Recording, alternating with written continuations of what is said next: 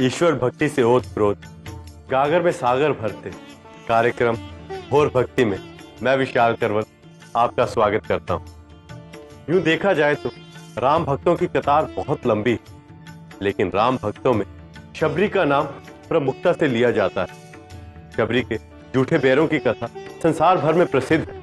ये तो आप जानते ही होंगे कि शबरी के प्रेम पूर्वक जूठे बेरों का सेवन करके राम जी ने एक आदर्श स्थापित किया था। छुआछूत भेदभाव से परे हटकर राम जी ने शबरी के बेर खाए थे। शबरी का जिक्र आते ही मन में कौतूहल पैदा होने लगता है कि शबरी कौन थी और किस प्रकार इन्हें राम जी का आशीर्वाद मिला। शबरी किस वंश से थी। शबरी की कथा रामायण, भागवत, रामचरितमानस, सूरसागर, साकेत आदि ग्रंथों में मिलती है। भक्त कवियों ने अपने अपने तरीके से शबरी की भक्ति निष्ठा का उल्लेख किया है। छत्तीसगढ़ में खरोद नगर के दक्षिण प्रवेश द्वार पर शबरी का मंदिर बना हुआ है, जिसके बारे में कहते हैं कि राम जी ने इसी स्थान पर शबरी के जूठे बेर खाए थे। इस मंदिर को सुराइन दाई का मंदिर भी कहते हैं। ईंट से बना यह मंदिर पूर्वमुखी। मंदिर से जुड़े और तथ्य हैं जिनके बारे में और शबरी की भक्ति के बारे में विस्तार से आगे जानिएगा। शबरी के बारे में दो अलग अलग मत मिलते हैं। एक मत के अनुसार शबरी अविवाहित थी, वहीं दूसरे मत के अनुसार शबरी का विवाह हुआ था। दोनों मतों में अलग अलग तरीके से मतंग ऋषि से शबरी के जीवन प्रसंग को जोड़ा गया, किंतु हर प्रसंग इस बात को स्वीकारता है कि शबरी राम की अनन्य भक्त थी। शबरी जाति की भीलनी थी और उसका नाम श्रमना था। बाल्यकाल से ही शबरी राम की अनन्य भक्त थी। जब भी शबरी को समय मिलता भगवान की पूजा में रम जाती। शबरी के माता पिता शबरी की भक्ति को पसंद नहीं करते थे। बड़ी होने पर शबरी के माता पिता ने उसका विवाह करा दिया, लेकिन शबरी का पति अत्यंत दुराचारी था, जिसे बदलने का शबरी ने बहुत प्रयत्न किया, लेकिन इसमें वो सफल नहीं हो सके। उसका पति और ससुराल वाले हत्या लूटमार में लिप्त रहते थे, जिस बात को लेकर श्रमना का अक्सर ससुराल वालों से झगड़ा होता रहता था। इस माहौल में श्रमना जैसी सात्विक स्त्री का रहना मुश्किल हो गया था। वह इस वातावरण से निकलकर भाग जाना चाहती थी। इसके पास जाकर शरण मांगे हमेशा इसी सोच विचार में पड़ी रहती थी। अचानक एक दिन परेशान होकर शबरी ने घर छोड़ दिया। घर से भागकर शबरी कहां गई आखिर और उसके भागने के बाद ससुराल वालों ने क्या किया, कथा के अनुसार क्या है, जानिए अगले हिस्से में। भोर भक्ति में आपका स्वागत है। हम चर्चा कर रहे थे शबरी के बारे में। शबरी घर से निकल तो गई, लेकिन अब उसके सामने समस्या थी कि वो जाए कहां। तभी चलते चलते रास्ते में मतंग ऋषि का आश्रम मिला, लेकिन अछूत होने की वजह से वो आश्रम के अंदर जाने की हिम्मत नहीं कर पाई और आश्रम के दरवाजे के समीप ही गठरी की भांति बैठ गई। जब मतंग ऋषि आश्रम आए तो शबरी को देखकर चौंक गए। ऋषि ने शबरी के आने का कारण पूछा तो शबरी ने अपनी व्यथा कहकर सुनाई, जिसे सुनकर उन्होंने शबरी को आश्रम में रहने की अनुमति दे दी। श्रमना ने अपनी व्यवहार कुशलता और राम भक्ति से सभी आश्रम वासियों के दिलों में जगह बना ली। इस बात का पता जब श्रमना के पति को चला तो वह गुस्से से आग बबूला हो गया। श्रमना को आश्रम से उठा लाने के लिए वह अपने कुछ हथियारबंद आदमियों के साथ आश्रम जा पहुंचा। मतंग ऋषि को जब इस बात का भान हुआ तो उन्होंने अपने तप के प्रभाव से श्रमना के पति के चारों ओर अग्नि प्रज्वलित कर दी, जिससे घबराकर वो वापस चला गया। इस घटना के बाद फिर कभी उसे आश्रम की ओर पलटकर नहीं देखा। भगवान श्री राम सीता की खोज में भटकते हुए भाई लक्ष्मण के साथ मतंग ऋषि के आश्रम जा पहुंचे। राम जी को देखकर ऋषि ने श्रमना से कहा कि बचपन से जिस राम की पूजा करती आ रही वो आज साक्षात तुम्हारे सामने है।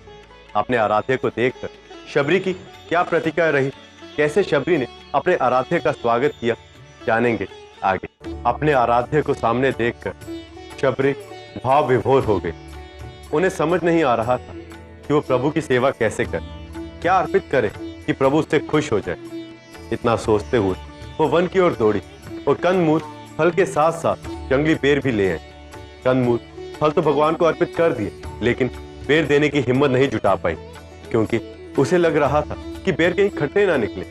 कुछ देर बाद उसने बेरों को चखना आरंभ कर दिया और मीठे मीठे बेर स्वाद के आधार पर छांट के प्रभु को देने लगे।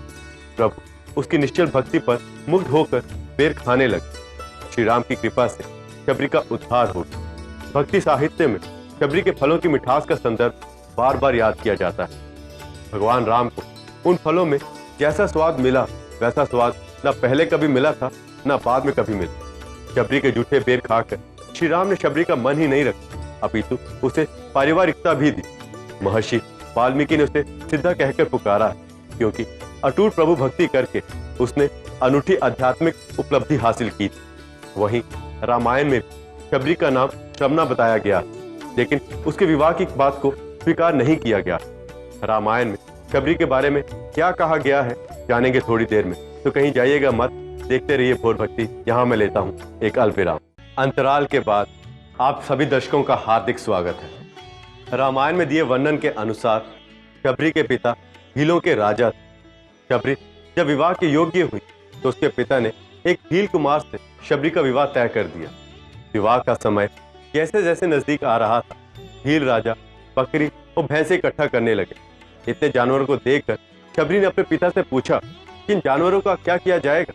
तब भील राजा ने कहा कि विवाह के दिन इन जानवरों की बलि चढ़ाई जाएगी। शबरी इस बात से बड़ी दुखी हुई। इतने सारे जानवरों की निर्मम हत्या के एहसास मात्र ने उसे झकझोर कर रख दिया था। उसने सोचा इससे अच्छा तो उसका विवाह ही ना हो। ये सब सोचते हुए रात हो गई। रात्रि में सबके निद्रा में जाने के बाद शबरी घर छोड़कर दंड कारण्य वन पहुंच गई। इसी वन में मतंग ऋषि समेत हजारों ऋषि तप किया करते थे।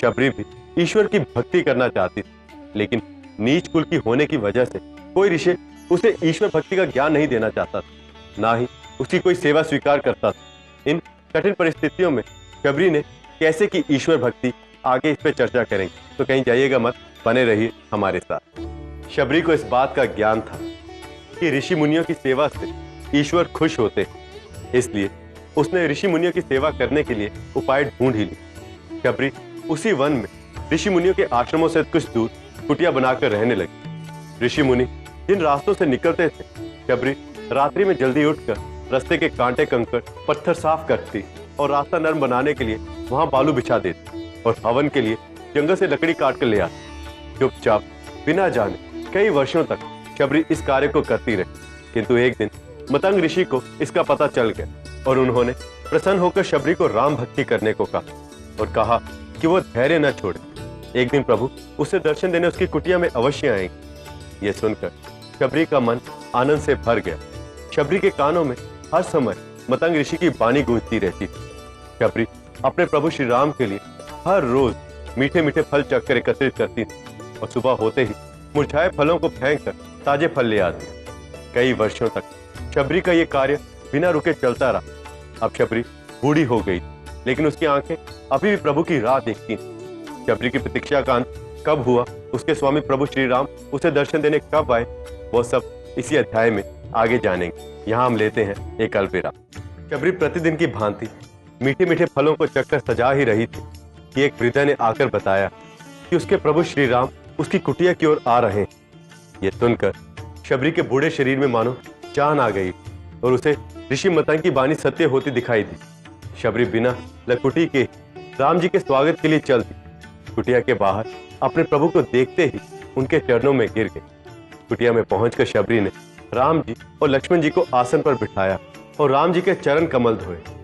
इसके बाद फलों के दोने को उठाकर बोली, प्रभु आप इस नीच के हाथों से फल ग्रहण करेंगे। तब प्रभु ने सह शबरी के जूठे बेरों को बड़े ही प्रेम से खाया। शबरी को अपने धाम भेजने से पहले राम जी ने उसे नवदा भक्ति के अनमोल वचन दिए। नवदा भक्ति कहूं तो भी पाही सावधान सुनु धरुम मन, माही प्रथम भक्ति संतः कर संगा दूसरी रत्म कथा प्रसंगा। अर्थात मैं तुझसे अपनी नवदा भक्ति कहता हूं, जिसे ध्यान लगाकर सुन। पहली भक्ति है संतों का सत्संग, दूसरी भक्ति है मेरे कथा प्रसंग में प्रेम, तीसरी भक्ति अमान, चौथी भक्ति मम गुण गान करई कपट ताजी गान, अर्थात अभिमान रहित होकर गुरु चरणों की सेवा और मेरे गुण समूहों का गान।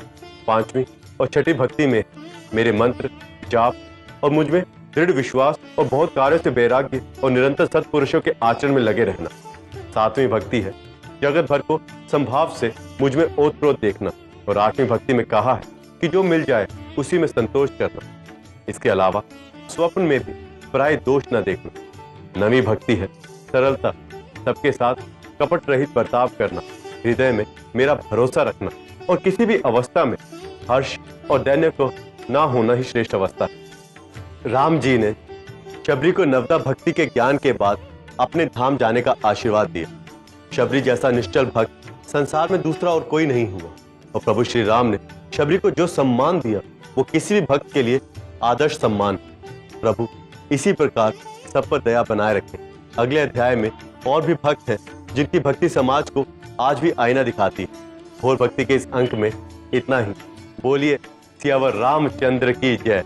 अनुमति दीजिए मुझे यानी विशाल करवल को। नमस्कार।